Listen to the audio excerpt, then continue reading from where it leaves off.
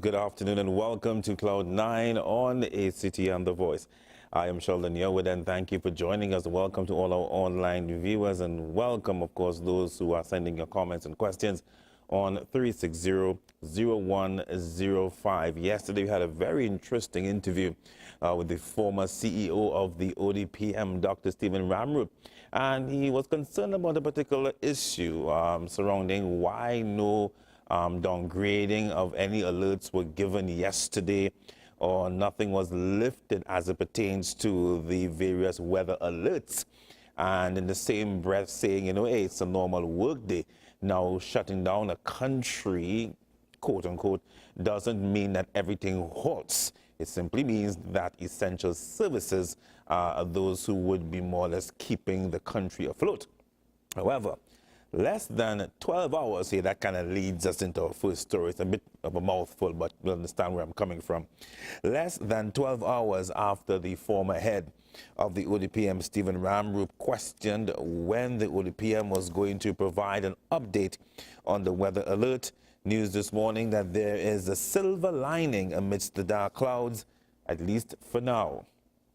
During a press conference today, Minister of National Security Stuart Young made the announcement based on a statement from the Meteorological Office that the riverine alert has been turned downward to orange and the weather alert is now yellow. That was expected and predicted. That has worked in our favor. However, having said that, there's always a however. The Met Office has warned that this afternoon we can expect that there may be some heavy rainfalls as we experienced yesterday afternoon along the northern range and touching on western Trinidad. As you all would recall from yesterday afternoon, with this type of weather system along the northern range and the northwestern peninsula of Trinidad, you can experience on the South Key area, the Eastern Main Road, in particular the junction of the Mova junction with the priority bus route and Eastern Main Road, all along the Eastern Main Road as far as St. Augustine, and also some areas and parts of Maraval, Diego Martin, etc. We're hoping this does not take place, and it also affected the El Socorro area, but the Met Office has warned it is a possibility. Minister Young said that he was also pleased to report that the vast majority of water has subsided in areas that were badly affected by the floods since Saturday. However, there were some additional reports of more areas being heavily impacted by flooding as of yesterday, and they responded immediately, despite those who have been reporting otherwise. Sending the Defense Force, the Coast Guard, and the fire services into those areas to perform rescue operations. I saw news reports last night suggesting that they weren't being provided with resources, etc. Again, resources were sent out, resources were deployed. The ODPM is in charge of the deployment of resources patterns. It is always an instance of deploying limited resources, and the resources will go out and we will try to identify those who are most in need. Interestingly, you all would have noticed, those who are following international news, that a country like Qatar, yesterday, quite ironically, experienced in one day the amount of rainfall that they expect to experience for a whole year, and they had serious flooding issues. The point is that the world's weather and climate patterns are changing. It is something we need to be aware of. We will get more resources as we go forward in the future. At National Security, I can tell you all, we have already begun the process of procuring additional resources, meaning additional boats, additional generators, and these types of resources for going forward in the future. The minister also indicated that the Ministry of Social Development will be changing their methodology in accessing those in need. He says despite reports that many people are not seeing government officials with aid, he says they are trying their best to meet with everyone, but it will take time. Understand that a lot of these areas, especially for example in the Sandy Grande, Toco Sandy Grande area, the Carapo areas, etc., it's very spread out. We are making our ways there, but it is also not unreasonable to try and reach out to the various corporations, reach out to some of the numbers to let us know that you need help. What is the type of help? We are trying to still deploy as much resources as possible. The shelters are still open. Over the next few days, we'll be doing an assessment of what takes place with these shelters, etc. Meanwhile, Commissioner of Police Gary Griffith, who has been hitting the ground with his troops since the disaster struck, said they are going to continue to provide a blanket over the country. He said the main thrust at this time is to have an effective line of communication to ensure the safety and peace of citizens are not compromised. In light of this, the minister cautioned those who have been spreading false information about people missing. It's a matter he is personally not taking lightly. Unfortunate where some messages have been passed on social media, and when that happens, we have heard situations such as 13 persons drowned, 16 persons missing, and this is pumped on social media. I don't know whether it is deliberate or based on a fact of persons feel that they wanted to contribute, and that is your right. So I'm not here in any way to affect anyone's democratic right. My concern is if it is that you are sending something, you cannot come after the fact and say, well, you just received a message and forwarded it. That is irresponsible behavior. When you send messages like this, what that does to the Trinidad and Tobago Police Service, boasting and putting on social media that 16 persons have been missing. What that did, it forced me to have to utilize my resources in another area that can affect law-abiding citizens and the situation where threats were really being escalated. So I think it's very irresponsible, and we cannot be using social media as an avenue for whatever reason you have. I have my job to do, and my job is certainly not to make friends. My job is to secure each and every citizen in this country. It's not to make friends. Yeah. Right. And despite the many questions as to where was the Office of Disaster and Preparedness in the midst of the disaster, Captain Neville Wynne said they were not missing in action as many have been reporting. All the command centers on Friday night was inundated with calls. The ODPM National Emergency Operations Center was activated, and the call center was also staffed, and also personally staffed with myself, because I also was answering calls.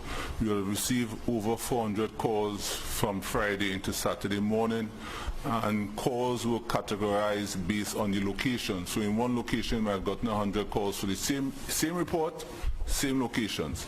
Those reports were then triggered through the National Response Framework System, where the corporations were identified, the Defense Force was notified, and we need to understand that, and the call centers work on a queuing system, and I'm constantly reminding the population that when you call, you might be number 5, and therefore in some cases we have to calm persons down to get the information, get contact numbers, and we move on to persons. So yes, we have received the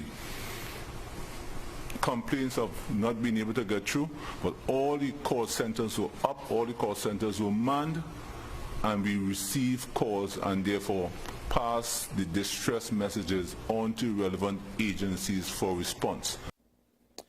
Well, meanwhile, in the midst of the continuing flooding disaster, MP for Oropouche East, Dr. Rulal Monilal, is calling on the authorities to redeploy CPEP and HDC workers into hard-hit communities.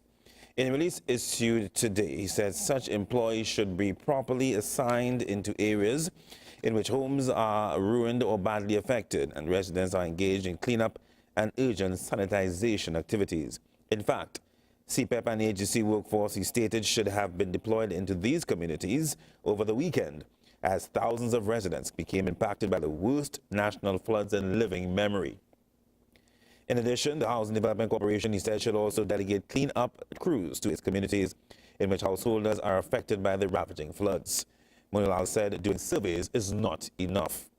He said the management of the HDC, including the chairman and the managing director, have been missing in action amid the devastation. Monilal added that the HDC's initial response to ask battered residents holding out on their rooftops to call and send in information to assist with drawing up a database was ludicrous and it was callous. He says this passive and inactive approach by agency and CPEP symbolizes the static and ineffective response of the hopeless, quote-unquote, Rowley regime to the flooding catastrophe. He said that the government has essentially abandoned thousands of citizens who have lost their valued possessions in the tragedy. Instead, Mr. Munilal added that the Rowley administration has opted for high-handed media conferences and static bureaucratic statements while many nationals are struggling to save their lives and homes. In international news now, Turkish President Recep Tayyip Erdogan has said many questions still need to be answered following the killing of journalist Jamal Khashoggi in Istanbul. He demanded Saudi Arabia provide answers about where Khashoggi's body was and who ordered the operation that led to his death. Turkey had strong evidence Khashoggi was killed in a premeditated and savage murder at the Saudi consulate in Istanbul on October 2nd. The Saudi kingdom has provided conflicting accounts of what happened to the Washington Post contributor. You're going to see the subtitles so you'll understand clearly what is being said. Şu ana kadar ortaya çıkan bilgiler ve deliller Cemal Kaşıkçı'nın vahşi bir cinayete kurban gittiğini gösteriyor. Böyle bir vahşetin örtbas edilmesi tüm insanlığın vicdanını yaralayacaktır. Mevcut bilgiler ışığında şu sorular herkesin kafasını kurcalamaya devam ediyor. Bu 15 kişi cinayet günü niçin İstanbul'da toplanmıştır? Biz bu soruya cevap arıyoruz. Bu kişiler kimden emir alarak oraya gelmişlerdir? Cevap arıyoruz. Başkonsolosluk binası niçin hemen değil de günler sonra incelemeye açılmıştır? Öldürüldüğü resmen kabul edilen bir kişinin cesedi niçin hala ortada yok? All right, and before we go to the break,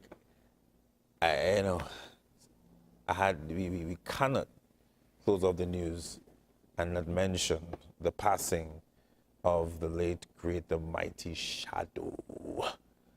I say save the best for last? Yeah, save the best for last. I had the opportunity to meet him. As a matter of fact, my father, who was a calypsonian, as one of his many skills, God rest his soul, sang in Shadow's tent very early on. I think this was the first time when he jumped off and starting his very own tent. And my father's, his name was Mighty Cobra, and he sang in his tent. I remember meeting him as a child. And it was his demeanor, it was so calm, but yet very powerful. And to see him perform on stage back then, I mean, it's really amazing to see what he has done for Trinidad and Tobago in the context of culture. And I say culture because it goes beyond him just being a calypsonian. He really took the music and it literally dropped off his lips, as they say, the culture of Trinidad and Tobago. From of course, whether the bassman, when you hear Shadow, that's the first song that comes to mind for many people. So he didn't just sing about any and anything as a calypsonian. He literally, the honey that dropped from his lips was about the culture of TNT, sweet TNT. So at the end of the program, we're going to pay tribute to the mighty Shadow. And just one of his many songs. I'm not going to say which one, just wait and see, to close off our program this evening. So condolences go out to the family and friends, his children, of course, the mighty Shadow. I'm sure there's going to be an amazing send-off for this iconic figure in our cultural history. Let's take a break. When we come back, we're going to continue our focus on the disaster that took place over the weekend and the relief efforts that have been ongoing since then. Stay tuned. We'll be right back.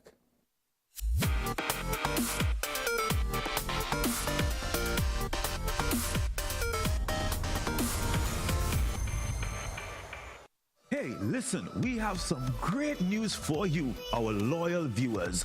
Know we love to interact with you on a daily basis. So, sometimes do it via telephone, otherwise Facebook.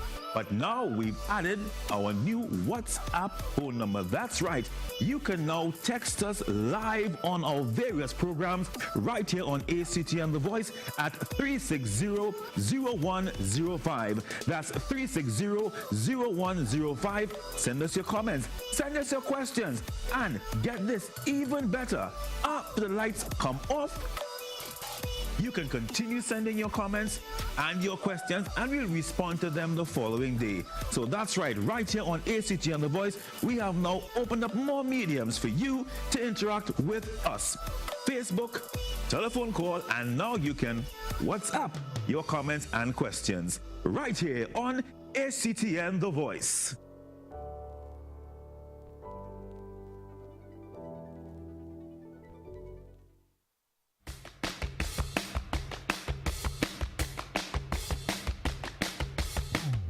Boy. All right, now the vigilantes run you out of San Francisco? Like to take the cow and calf, you can sell them in Independence. The government drew a new line and we're on the wrong side, so we have to go. I can't stand up. You can't stand up, little buddy. You really can't stand up? You're standing on my hand. Bed sheet wearing sand crawler. You got me as a friend, you don't really need an enemy. Thank you. George! What about my coat? Oh, it's very nice. Hey, I can use that one. Whoa, na na na na na na na, yeah, Yo, this is Jay Prince, and you're looking at ACTN The Voice. Stay locked. The blood of Jesus, oh, yeah, break every chain. Hey, the blood of Jesus, break every chain. The blood of Jesus, break every chain. The blood of Jesus, break every chain. The blood of Jesus, break every chain.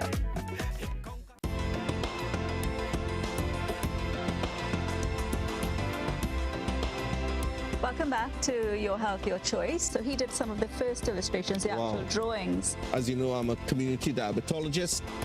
Diabetes is my specialty. What needs to be done? How you can take responsibility for your health? Yes. The gold standard is still the camera.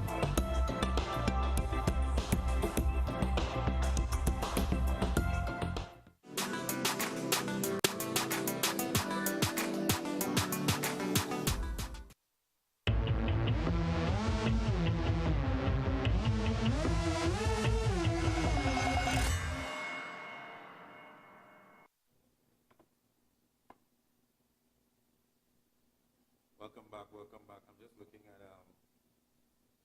it's a video, and it's actually going to tie into what we've been talking about since yesterday, as in relation to the causes that are related to flooding. Let's go to our Wise Up segment. I'll tell you more about it. Let's go now. All right. So the first video that I'm going to show you right now, this was the aftermath of the flooding that took place over the weekend. This is just a particular area. Let's go to the shot now. All right. Right. So, anyone wish to render a guess, really, as to how many bottles are there in this strain? Just take a wild guess for me. Don't hurt your head. Don't hurt your head. But an estimation, those bottles are in the thousands. Yeah. And this is one of the many things that we talk about time and time again. Yes, we know of the water courses. Yes, we know of the poor drainage. Yes, we know of spring tide. Yes, we know of all these different factors that contribute to flooding. But this is one factor that should not contribute to the flooding. But yet we complain when certain things happen. And each one of us would be guilty doing that if we are, of course, throwing bottles out of our car, etc., as the case. I just wanted to show that to put some things into context, because there's a particular machine in Europe, and that's what I was looking at just a short while ago, where you can go in, you can put in your bottles, it will literally recycle it at the point of contact, and they give you a receipt. Now, the funny thing is, we love to talk these things in Trinidad and Tobago, and they're all well and good around the round table. But the funny thing about a round table, if you have square pegs or people that think like a square on a round table, you know the old saying about square peg and round holes? Well, the same applies to square peg thinking around round tables. You're just not going to get anywhere. Yeah, I went there. Sorry. Well, I'm not really sorry. I'm just saying it. So it's the same concept. Square peg, round holes, square-minded thinking around round tables. So all these round table discussions we have, and we're going to implement this and that and the other, and then nothing happens because it's square thinking. We box ourselves in based on our own ideologies and what we think is right or wrong, and we go nowhere. That is what happens in Trinidad and Tobago. Sweet TNT. Anyhow, as Mr. stated yesterday on the program. Yeah. Now, let me just put this into context quickly. Now, the next video you're about to see, the voice that of a good friend of mine, Dr. Tilak Singh, but it's an old recording because I know there have been some issues on social media, so I'm making it very clear. It's an old recording. It's an interview that I did with him some years ago, and I used it again because this would have been sometime in 2009, 2010, where we spoke about leptospirosis, and the topic is up again as we speak because of what transpired over the last few days and because of what flooding or floodwaters can, the diseases it can bring.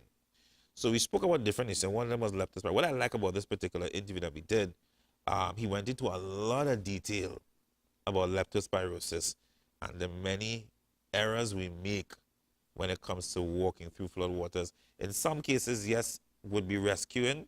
That is not, I always say, when you don't know or you know you're reacting in goodwill, God has a way of shielding you. When you want to act ignorant, that's a different story. You're on your own, right? So for those who are acting ignorant to the fact, in terms of just, there was, of course, you see people sitting down with tables and chairs in the water and having a good time. You need to stop that. And it has been said time and time and time again over the years about this practice. Let's go to this clip of Dr. Tilak Singh some years ago, but again, the information still applies today. Leptospirosis is another type of infection which is caused by bacterium. So the organism is different to what is the cause, which is usually implicated in the dengue fever, which is a virus.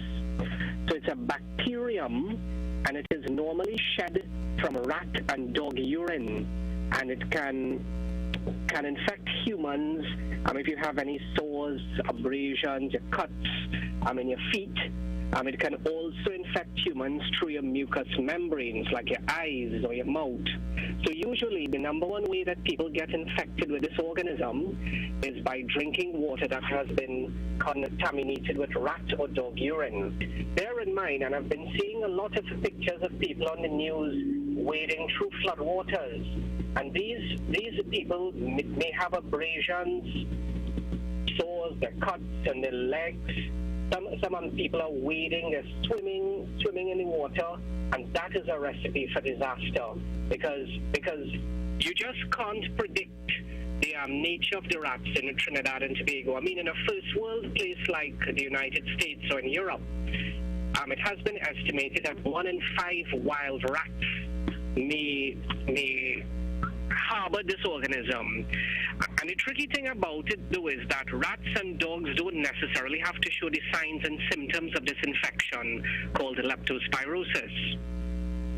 So you don't know, but let's say a dog, a cat, as well, a few domesticated animals, pigs have been implicated, and you don't know whether these animals are infected, whether they're harboring the bacterium that causes leptospirosis, thus exposing people to infection. So the organism thrives in fresh water. So fresh water, things like rivers, water sources in which you have fresh water, that's where you're more likely to get the organism that may cause leptospirosis. The signs and the symptoms of leptospirosis that the public has to know about, those signs and symptoms are very similar to dengue fever.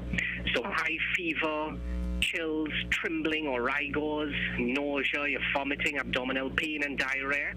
But the symptoms can be very similar, and in fact, it's one of the thoughts that might run through the mind of a doctor who's evaluating a patient with a fever nowadays, because we do get patients with leptospirosis that we might often think might be dengue initially.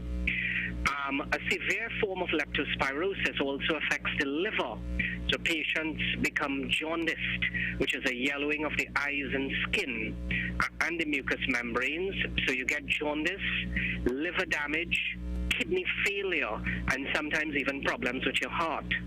So many patients that get this severe form of infection or severe form of leptospirosis often find themselves having to be hospitalized, and the treatment involves the use of antibiotics. So there are certain antibiotics that are indicated for leptospirosis, and definitely if you have liver and renal damage, you might have to be on some sort of treatment like dialysis. So the mortality rises, the likelihood of the patient dying rises if they get this severe form of infection. Leptospirosis is an infection that we might experience throughout the year in a tropical or subtropical climate, but you might have times in which it's more likely to occur, like during the rainy season and during floods. Sometimes some workers are exposed to it, like sewer workers, the people who work in slaughterhouses or the abattoirs. Vets are also exposed, farmers. So it's bearing in mind that the bacterium that causes leptospirosis first usually infects a domestic animal. It can range from a pig, a cow, dogs, cats, and of course rats. And we know that rats are ubiquitous in Trinidad and Tobago at that stage. So you have the organism being found within these animals, and these animals subsequently excrete the organism, their urine, and the organism then has a ready host. But the human being is actually an accidental host, as I said, that you're exposed by drinking or from abrasions or cuts. So it may not have necessarily occurred as a result of this flooding, but we have to be vigilant because you can get a surge in incidence as a result of it. The period of time from which you are exposed to the organism that will lead to leptospirosis, the period of time from the exposure to the start of the symptoms that I mentioned, things like fever, joint pains, headaches, the yellowing of the eyes, abdominal pain, nausea, vomiting, and diarrhea, that window period can range from about 2 to 3 days to 21 days. So it can range as long as about 3 weeks. That is known as the incubation period. It can range as long as 3 weeks. Now, sometimes when you have leptospirosis, you have two phases of the illness. So you have the flu-like sort of illness that is similar to classic dengue, with the fever and joint pains and so forth. And then you have a second severe phase of the illness where you get a few of the organs being damaged. I mentioned the liver, the kidneys. Sometimes you may also get an infection in the lining of the brain, which is known as a meningitis. You get a type of meningitis as part of the illness. So you're looking at a window period from about 2 to 3 days at the start of exposure to about 3 weeks. Usually most people will start to have the signs and symptoms within a fortnight of exposure.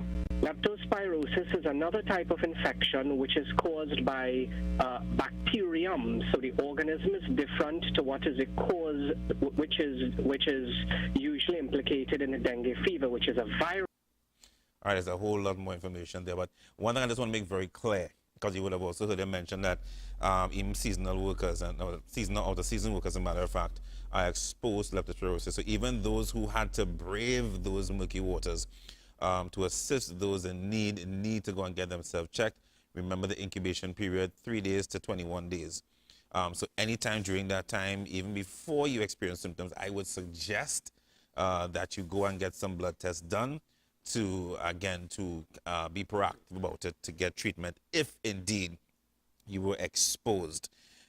So for those who were working, that's different, but it goes back to a point that Dr. Ramroop made yesterday, that if certain things were done in terms of evacuation and so forth before, even during the period whereby the alert was raised, then therefore it would not have been, in this case, having to now rescue individuals while the floodwaters are already there.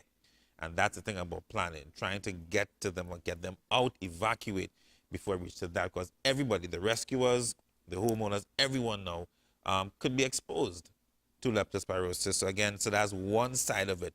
And then I guess the other side, again, where people just lime and drink and whatever in the water. So please, let's be cautious, and let's pray for those, of course, in particular, who have been rescued. Now, the Kalpu brothers, before we take a break, bringing our guests for this evening, the Kalpu brothers, I want to applaud these guys. They have been all over. What's amazing is that where you have some really unscrupulous men charging $1,000 for wrecking service over the weekend from Grand Bazaar to Monroe Road, these guys have been working night and day for the past 4 nights. People offering them money, and they have not accepted a cent. They have not accepted. This is actually a clip of these guys. These are the guys who you saw just now who rescued. This is Navin. I spoke to him today.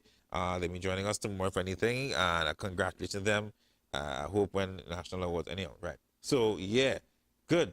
So, this is Navin. We'll talk to him tomorrow. So congrats to these guys not taking a cent for what they're doing. Let's take a break. When we come back, we'll be joined by a very good friend of mine as they talk about what they've been doing in San Fernando to assist those in need. But we're going to go to this break with these clips from some images yesterday of relief efforts that were done right through some of our workers right here at Livingwood and ACTN. Let's go.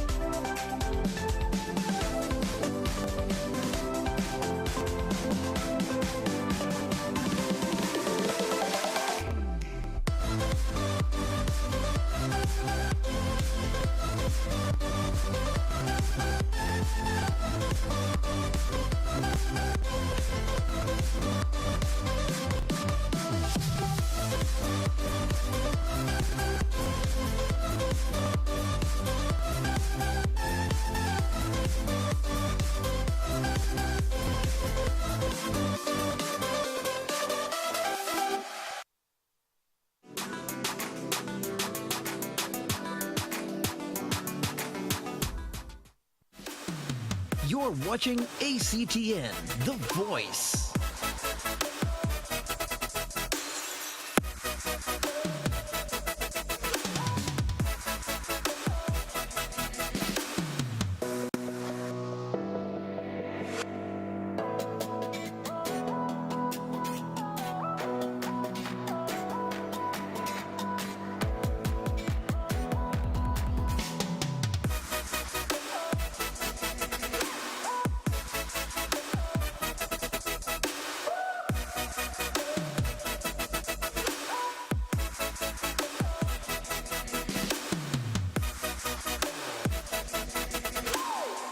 Connect with ACTN The Voice on Facebook or Instagram at ACTN The Voice. ACTN The Voice, your family-friendly station.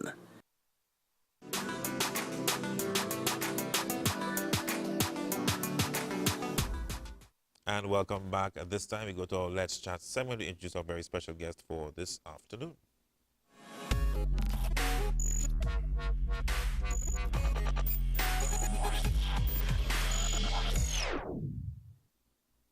Well, as we saw with the Kalpoor brothers, heroes don't need capes, right? And many heroes in many forms have come out to save those who have lost everything in the floods. And one of them, he's no stranger to his humanitarian efforts. We welcome at this time Mr. Kiran Singh, the president of the Greater San Fernando Chamber of Commerce. I'm still getting accustomed saying that title, you know, so I hope I said it right, correct? Yes. Good. Thank you very much. Kiran, always a pleasure indeed, and thank you for joining us. I remember just a few months ago, yes, this same humanitarian effort came out during the school drive, yes, and you gathered so many of these businesses to come together to give to children, yes, who are in need for the school term. And this is what the chamber is really, or any chamber as a matter of fact, is really all about. They're coming together, bringing businesses together to help those in need. And now you're here again. Tell us from the time, when did you first jump into action when you saw, was it like the Saturdays when we heard of the Sunday? When did you first say, listen, we need to do something? Sheldon, when we became painfully aware of this severe weather pattern that was going to affect Trinidad and Tobago. And from Friday, we started making observations as to how serious this weather pattern would affect us as a country as a whole. And what we noticed on Saturday, when things were really getting bad, you know, we have this saying, God is a Trini. So normally we think, well, okay, maybe it wouldn't be as severe as the Met Office was saying. All the pundits of this office would say that it's coming, and it wouldn't. But when we realized on Saturday that it was really bad, and when you look at the weather report and this huge gray cloud is hovering over the country, you realize, wait a minute. We in for some serious confusion. Yeah. And on Saturday, we started to mobilize. Into Sunday, started making contacts with members of the chamber as well as other business people in the San Fernando community. And it's interesting to see that when a disaster of such national proportions hits us, that we could get together and come together for the greater betterment of humanity. We forget about race, color, creed, religion, age, everything sex, goes out the window. Everything goes out, and we come together and we say, listen, let's go help our fellow human being, because they are really suffering in those parts of the country. And we must say thank God that San Fernando and environs wasn't really affected by this weather, by the severe weather, but it doesn't mean to say that we cannot help those who have been lost. They have lost practically everything. And the thing is, and the heart of people, it really comes out when these things occur. I know, I was just mentioning yesterday that we were trapped in Tunapuna over the weekend.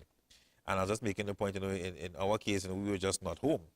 But as you mentioned, there are those who lost everything in their home. There are a few cases where they lost their homes as well. Yes. And now they have to rebuild. What I found unfortunate, I was speaking to the same Sunday when I was still up in Tunapuna, we were trying to, through the church, to mobilize as well while we were up there one time. And the counselor for, I think it's Trinity City, he's actually our pastor's son. He said it was so hard for him that when they started to go into some of the deeper areas with the boats and so forth in St. Helena and these areas, there were people who said they got nothing because why? People on the outside grabbing and taking food, and when time to go inside. So there have been people who have been taking actually advantage of this. I mean, what were some of the mechanisms that you all used to ensure that the right people would have, because I know you all give like food and all that stuff you give. What were your channels then that you all used? What we did through the members of the chamber, we identified people within the weather-stricken areas who were on the ground, who have personal contact with people through their community centers, the churches, the temples, and so on. And what we did is when we take the supplies to these point people, they then go individually to the homes or to the areas. So they have the list through the centers and shelters and so forth, the churches, etc. Right. So it's not that people come into our center, a collection point, say to this TV station, for instance, and grab things and go, and you don't know where they're coming from. That has been a challenge. And you know, it is so unfortunate that us as human beings, some of them, they take advantage of people when in a lesser fortunate situation, and they take for themselves and forget that other people need help. And they take it and run with it and think, oh, they catch them, they get something, and they're going to go with it. It's unfair, because us as human beings, we have to help each other. And this is the point I always make, especially as we form this Chamber of Commerce, that yes, we're about business, we're about making profit, but we must also be able to give back to the community, because we cannot survive if there's no community around us. But the one thing that stands out in the name of the chamber, and I always say, see that word greater, and being greater also means being better. And I think people miss that sometimes. And these simple words, you could have said of the Stanford Chamber. Yes. But that word greater says something to me about being better, about being bigger, having a bigger heart, a bigger vision, bigger growth, you know, more sustainable growth. And I think we have to understand all these things encompass people. So how did you all begin? Was it with food and clothes? Exactly how much stuff did you all provide since, well, Saturday?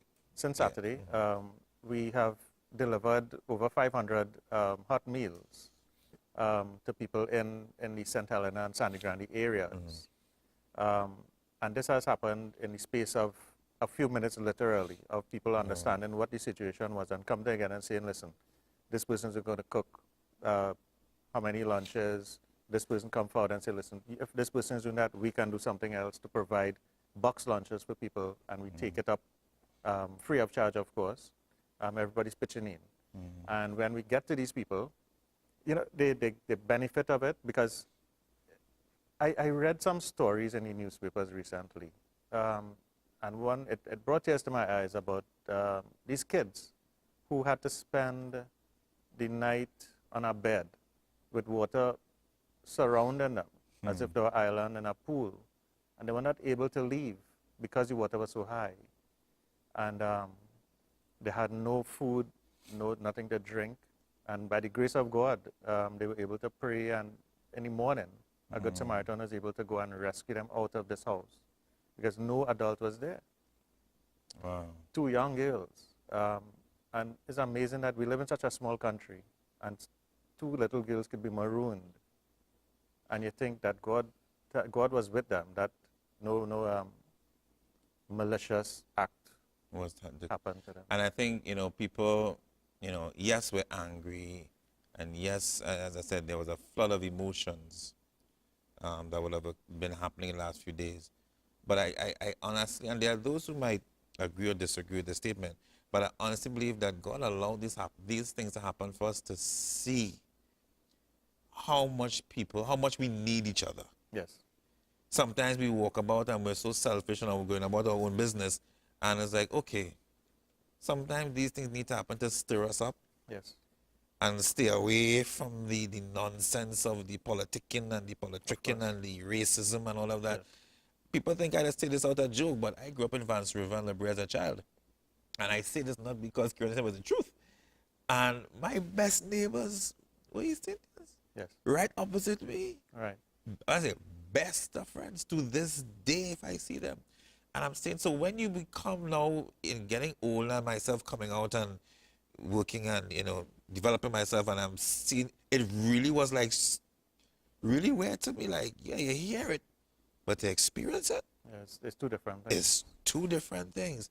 So what's next for the Because I know you all haven't stopped. You said down to today, you all gave up. What is happening again? We gave out about close to 150 lunches today, together with some clothing. We are in the process of collecting linens, towels, bed sheets. We ordered some mattresses. A lot of people don't have anywhere to sleep. That's right. And it's such in demand, we have to order the mattresses. We have to wait for the mattresses to be produced and manufactured. And then we'll get it out to the Mafeking area, for instance, via truck and so on, for people so that they could lie comfortably. What, based on your assessment and, speaking with those on the ground, who you've been in contact with and your business counterparts, what would you say would be the major need right now? Is it food? Because I myself we were just going through and stuff home, putting together clothes and stuff and that kind of thing. But what would you say based on your interaction? What is the major need right now? Food or stuff to sleep? What would you say? Or It's a delicate balance, but definitely the priority, the top of the list is water. Water, because we've been hearing Rwasa has been somewhat compromised. There's a challenge with getting clean, potable water through to these areas. But apart from water, food, non-perishable items. Some people, their stoves have been damaged permanently. Or totally washed away. Or washed away, as the case may be. And they need food. They need food to live. And so the clothing comes a close second, but definitely the first thing is water and food. And definitely the clothing, the linens, everything to fill your house comes after. But unless the people can get basic things to drink and a warm meal, I mean, it's worse than hell. It's worse than hell for them. Now, we have, again, and from a businessman perspective, and I have been growing very concerned, as I said before, about the politicking surrounding, helping people. Yes. Because that's like, you're saying, yes, we want to help you, but when you throw that monkey wrench into the mix, it's like you're heading for a crash, right? So in light of that, are you concerned as a businessman that approach that some people are taking in terms of using this to gain political points? Sheldon, I mean, I've been on your show, your program a couple of times. We've had some time discussing various issues that affect us in San Fernando and countrywide. And I would point out again to the country and the nation as a whole that the Greater San Fernando Area Chamber of Commerce remains apolitical. We are non-political. We're not affiliated to any political party. Again. Very true. We're not religiously biased. We are NGO. We don't expect any handouts from anybody. And as a Chamber of Commerce, we're here to assist those who need help. We're not into this political bantering and looking for brownie points. We're here to, if we can assist those of the public who need help, we will do that as a Chamber of Commerce to assist those who are lesser fortunate than others. I want to read a comment for you here. Sure. And again, from a businessman perspective, and this is in relation to the Prime Minister deciding that I'm not going to accept any regional help at this point in time, right? Again, be as open as you can. This is a comment from someone on, I won't call their name, but it's a very interesting point because there are many who are in agreement with the Prime Minister and some who are not. And they're saying Barbados in the hands of the IMF, Jamaica clawing its way out of the IMF, Dominica and Antigua are still recovering from their own hurricane damages that occurred just last year. Drawing that point to say, why should we accept when they're going through their own challenges? What is your response to that? Do you believe at this time was the right decision? Without, again, going at the Prime Minister, but what are your thoughts based on what I just read there for you? When we look at the economy of a country has to run like a business. And going to the IMF is not always the best solution, the right solution, because they can institute some harsh, stringent measures, and they don't look at the social aspect of the people of the country. And if it is that the government of the day is looking at different strategies in terms of holding the economy together, because it's not only our economy, but the global economy has slowed down in terms of positive growth. In fact, future forecast has been lowered from what they had predicted earlier this year. They have now reduced that further for the following year.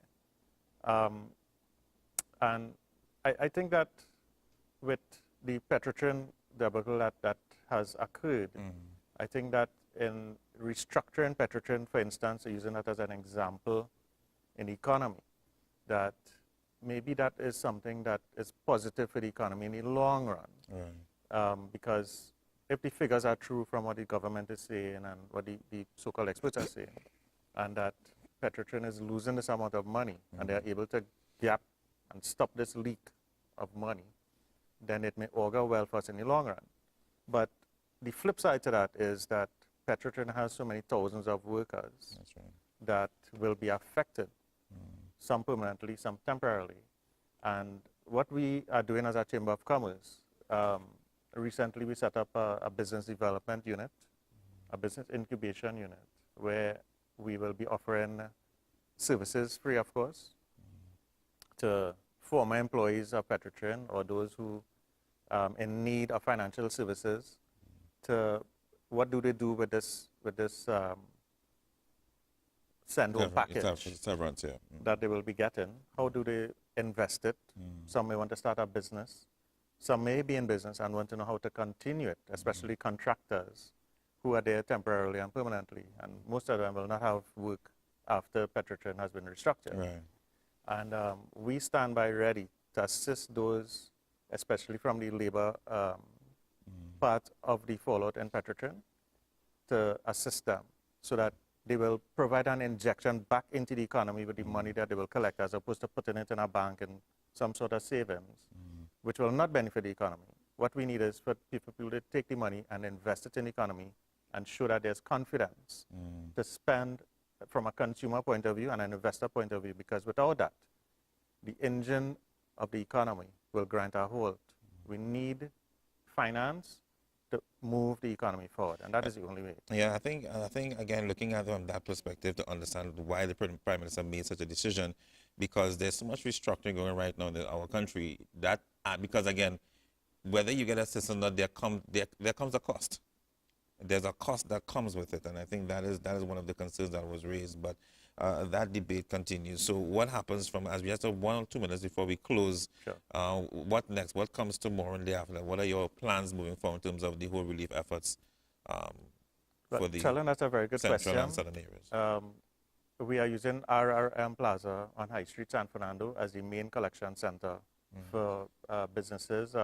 In fact, people off the street have been coming and saying that this is where we can drop stuff off for the people in need of it. And yes, I mean, it's a surprise. You know, that lady walked off the street today, and she came up the step, because we have the collection center on the middle floor, and she said, "This is where I could drop something off," and she came with literally 4 rolls of toilet paper. Wow. And she said, "Listen, this is what I could afford. Please make sure somebody could benefit." And you from would it. not believe God watches that. So, unlike someone who may do something because they want to be seen, but just her just coming, that is where the heart matters. That is what God sees, and I really appreciate hearing that. Is amazing. That what could come out of humanity. And I mean, just her last $20 in her pocket. Yeah. And she just buy that. Colonel, always indeed a pleasure indeed having you on the program. Thank you. Anyway, so again, if you have anything you'd like to drop off to assist those in need because of the flood relief or the flooding, the aftermath of the disaster, you can drop it off at RM Plaza. And there are many other locations, depending on where you live, that I'm sure you can drop off items as well. So as I mentioned at the beginning of the program, we lost a great one today in the mighty Shadow. And we're going to close off today with a tribute to one of his very popular songs, right? Columbus. Right here on the Cloud 9 on ACTN. Take care of yourselves and each other, and God bless you. Columbus was a mighty sailor. He sailed the open seas. He went down in the Caribbean, and he called it the West Indies. He said he found a new world, and he expect me to believe. But how could this world be new when it's much older than Adam and Eve? Columbus lied.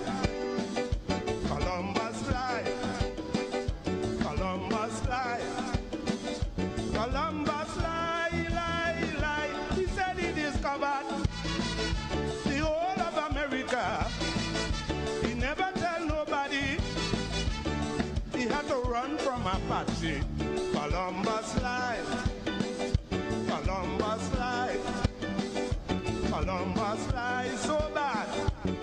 I believe Columbus was mad. Whoa, whoa, whoa, whoa, whoa.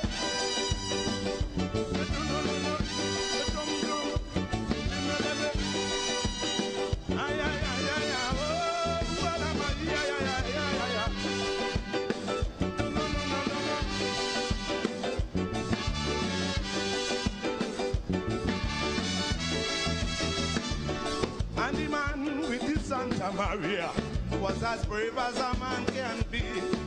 He sailed down to Venezuela for another discovery. He said he discovered new lands, and he thought that I wouldn't know. He discovered a lot of Indians who discovered the lands before Columbus life. Columbus life. Columbus life. Columbus life. He took all the glory, oh yeah, for many discoveries. The truth of the story, those lands were discovered already. Columbus life. Columbus life. Columbus life like hell. I am sure his head wasn't well. Whoa, whoa, whoa, whoa. Yeah, yeah, yeah, yeah, yeah, blah, blah. No, no, no, no, no, no. Okay, well, let me room, lover.